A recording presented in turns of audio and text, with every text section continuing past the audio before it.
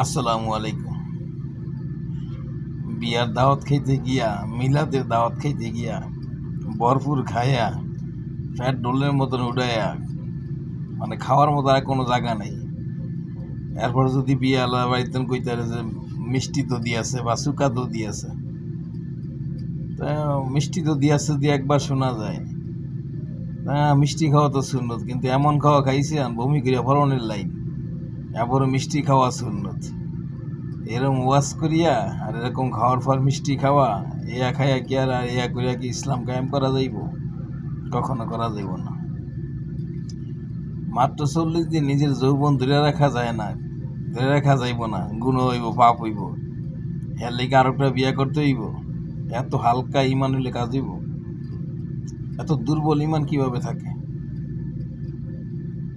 এটা যে ভবিষ্যতে কি আশা করা যাইতে পারে? এই জ্ঞান যদি এই প্রজন্মের কাছে ছড়াইয়া ছিটাইয়া দেওয়া হয়, তাহলে বড় বড় জন্য কি কইব? ওরা তো 20 দিনও থাকতে পারবো না। নারী যে আল্লাহর হুকুমে যে নারী যে 1 সপ্তাহ 10 দিন যে মিন্স হয়, যেখানে আল্লাহ তাআলা নারীর মিন্সের সময় নামাজ না পড়লেও তাতে পাপ হইব না। নামাজের ছাড়টাও দেওয়া হয়েছে মা বোনদেরকে। এত বড় সুযোগ আল্লাহ তাআলা দিছে। একটা পুরুষ মানুষ যদি সে 40 দিনের মধ্যে যদি নিজেকে যদি ধরে রাখতে না পারে, অন্তত 40 দিন, বেশি না, এটা ডাক্তাররা কয় আর কি।